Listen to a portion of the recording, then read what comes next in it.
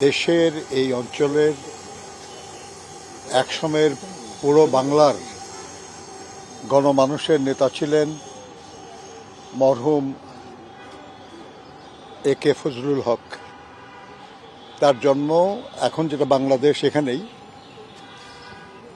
সেজন্য বিশেষ করে আমরা তাকে আমাদেরই এই দেশেরই নেতা বলে আমরা মানি। আজকে তার 64তম মৃত্যুবার্ষিকী। এই মৃত্যুবার্ষিকী উপলক্ষে আমরা বাংলাদেশ জাতীয়তাবাদী দল বিএনপির পক্ষ থেকে, আমাদের দলের চেয়ারম্যান জনাব তারেক রহমানের পক্ষ থেকে তার প্রতি শ্রদ্ধা জানাতে এসেছি। আমরা তার কবরে পুষ্পস্তবক দিয়ে শ্রদ্ধা জানিয়েছি, দোয়া করেছি তার আত্মার মাগফিরাতের জন্য, এবং আমরা বিশ্বাস করি যে বাংলাদেশের রাজনীতির ইতিহাসে তিনি ছিলেন এক প্রবাদ পুরুষ এবং এদেশের গণমানুষের কল্যাণের জন্য তার অসংখ্য অবদান। যেখানে তিনি শায়িত আছেন, এই ঢাকা বিশ্ববিদ্যালয়, এই বাংলাদেশের উচ্চ আদালত, এই বহু কিছু প্রতিষ্ঠার তার যথেষ্ট গুরুত্বপূর্ণ অবদান আছে। কৃষকদের জন্য তিনি যে প্রজাস্বত্ব আইন করিয়েছিলেন, এটা যুগ যুগ ধরে দেশের কৃষিজীবী মানুষ তার সুফল ভোগ করছে। সাধারণ মানুষের প্রতি তার ভালোবাসা ছিল এবং সাধারণ মানুষ তাকে ভালোবেসেছিল। আমরা বিশ্বাস করি যে বাংলাদেশের সব রাজনৈতিক নেতা কর্মীরা তার কাছ থেকে শেখার অনেক কিছুই পাবে, কিন্তু তাকে নিয়ে আমাদের দেশে আলোচনা, পর্যালোচনা এটা কম হচ্ছে। আমরা আজকের এই দিনে সবার প্রতি অনুরোধ করব, আমাদের যারা মিডিয়ায় আছেন তাদের প্রতি অনুরোধ করব যে তারাও যেন তার জীবন এবং জীবনী নিয়ে তারা যেন লেখালেখি করেন।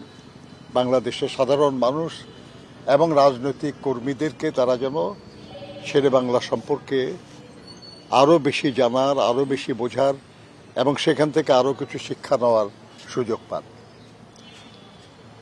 আমরা বাংলাদেশ জাতীয়তাবাদী দল, আমরা এদেশের মানুষের কল্যাণে যারাই কাজ করেছেন, দলমত নির্বিশেষে আমরা সবার প্রতি শ্রদ্ধা জানাই, সবার কাছ থেকে আমরা শেখার চেষ্টা করি।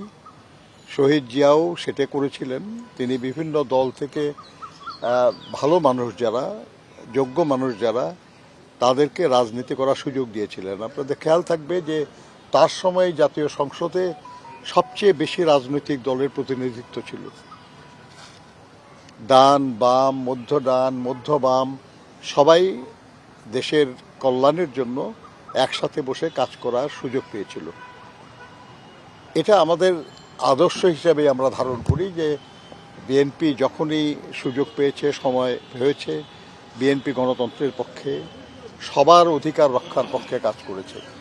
এখনও আমরা জনাব তারেক রহমানের নেতৃত্বে চেষ্টা করছি। আমরা শেরে বাংলা ফজলুল হকের তার স্মৃতিগুলি সব বিনষ্ট করে ফেলা হয়েছে। একটু আগে তার পরিবারের সদস্যরা বলছিলেন যে চাখারে তার যে গেট ছিল শেরে বাংলা তোরণ, সেটা ভেঙে ফেলে অন্য নাম দেওয়া হয়েছে সেখানে। এটা রাজনৈতিক আচরণ নয়, কিন্তু করা হয়েছে। বহু কিছুই নষ্ট করে ফেলা হয়েছে। আমরা আশা করব যে আমাদের দলের যে সরকার, সেই সরকারের পক্ষ থেকে এই বিষয়গুলি দেখা হবে এবং শেরে বাংলা ফজলুল হকের যে মর্যাদা, যে দাম, যে গুরুত্ব বাংলাদেশের রাজনীতিতে, বাংলাদেশের ইতিহাসে যেন সেটা লিপিবদ্ধ হয়, এ ব্যাপারে আমরা ব্যবস্থা নেওয়ার জন্য আমাদের দলের সিনিয়র যুগ্ম মহাসচিব এবং মাননীয় প্রধানমন্ত্রীর রাজনৈতিক এবং শিল্প বিষয়ক উপদেষ্টা এখানে আছেন। আমরা একসাথেই আমরা চেষ্টা করব যাতে শেরে বাংলা ফজলুল হকের যথাযোগ্য স্থানে যেন শেরে বাংলা ফজলুল হকের স্থান হয় এদেশের রাজনীতি জগতে, এদেশের গণমানুষের কল্যাণের যে জগৎ, সেই জগৎ।